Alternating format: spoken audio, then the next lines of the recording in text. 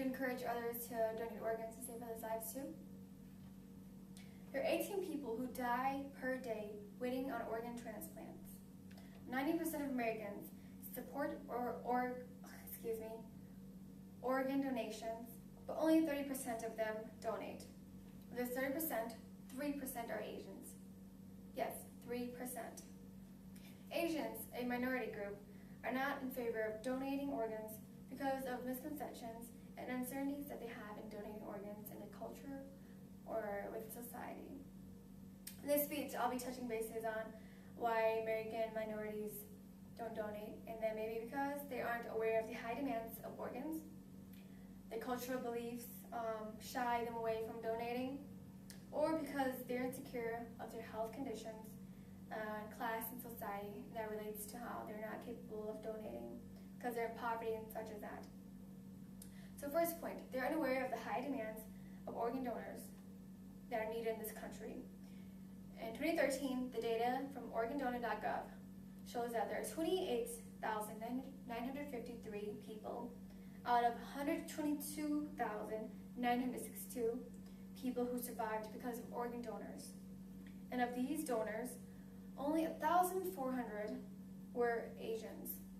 This is not a lot at all. The reason for this is because traditional Asian parents, are very strict. They confine themselves into this box. And within this box, they don't like reaching out. They don't like to, get involved in the community. So they don't encourage their kids like how they are themselves. They don't encourage them to go out into the world and become caring and knowledgeable of things that are important in the world, such as donations, probably organ donations. Now, on this other hand, this Hmong family, they take this into other hands, into a whole different side. Their son Christian, he was an 8-year-old. He loved playing the piano, and he dreamed to become a fireman or police because he loved to help others. He wanted to help others. Christian died one winter morning due to a brain illness. It was like anesthesia or something. Anyways, his parents were so heartbroken that their son was not able to achieve the dreams that he wanted to, that they donated 5 of his organs to help children like him to survive, to give a life, to help donate, so that they can achieve their dreams. This family helped and are a great example, a role model in the Asian community of what it means to have morals and save others. Point 2, minorities don't donate because of cultural and religion beliefs or superstitions. In May 1992, Panyia found that some of the reasons why Asians don't donate was because they wanted to be buried whole. They believed that it was unholy for organs to be taken out of the body and donated. And was because, another reason maybe because it violated the convictions and rules of their religion. Now, some people abide so strongly to these rules that it affects their morals. They don't seem to, want to help save others, to see that their organs might help save others. But my parents view this a little bit differently. Now, my parents told me that I shouldn't donate my organs because they believe in the afterlife. My soul will be lost and I'll be forever wandering in the spirit world.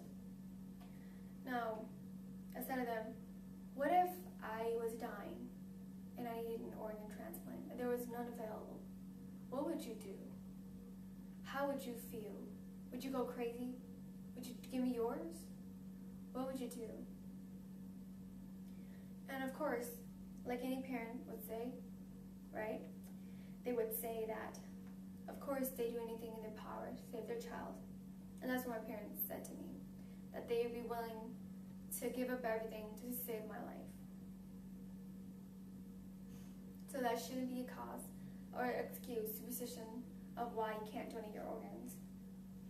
Point 3, Asian minorities are at a disadvantage to donate because they're in poverty, low income, these external factors that causes them to be at a disadvantage.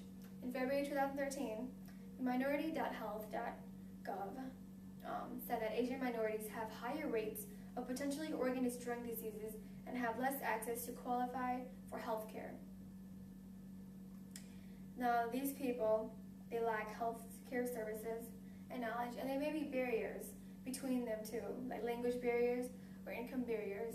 Statistics also show that there was a 46% increase in poverty from 2002 to 2010 in the Asian population.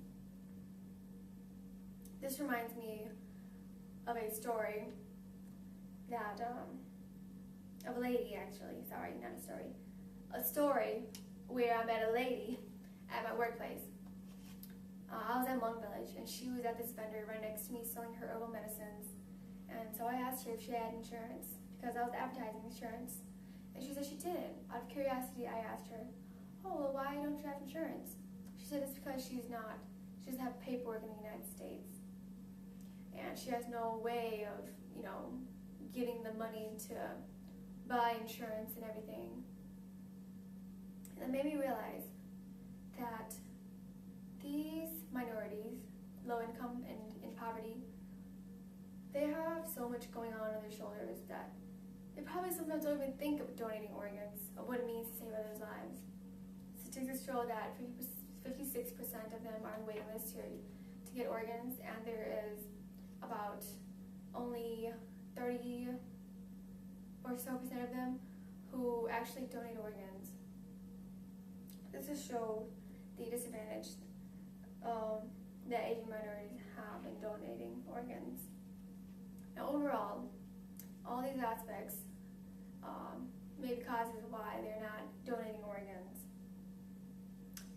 But that doesn't mean that they should not shy away from trying to donate.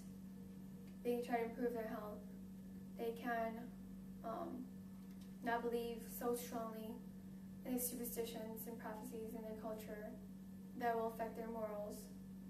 One would never truly know how great it feels, what a miracle it is to have someone donate their organ and save someone else's life. I mean, of course, if your child was laying in the deathbed, you would want to save them no matter what, even if that meant abandoning your traditions and saving them, giving your organ, and much more. Donating organ is the greatest gift of all. It is the gift of life, and everyone should be encouraged to do it no matter what.